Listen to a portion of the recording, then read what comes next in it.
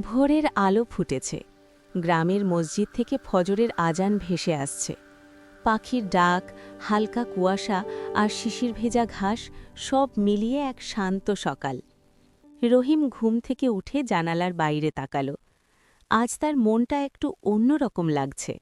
আজ যদি একটু বেশি লেবু বিক্রি করতে পারতাম, তাহলে আম্মার জন্য কিছু কিনতে পারতাম। রহিমের বাবা কয়েক মাস ধরে অসুস্থ।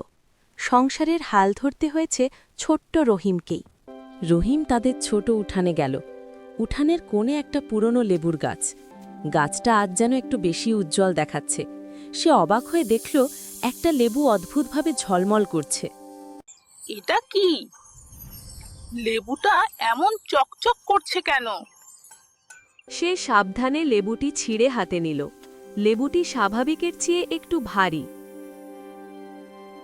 এটা নিশ্চয়ই সোনার লেবু হবে। বন্ধুরা, এই রকম কার্টুন ভিডিও শিখতে চাইলে মাহফুজ স্যারের নিচে দেওয়া হোয়াটসঅ্যাপ নম্বরে কল কর।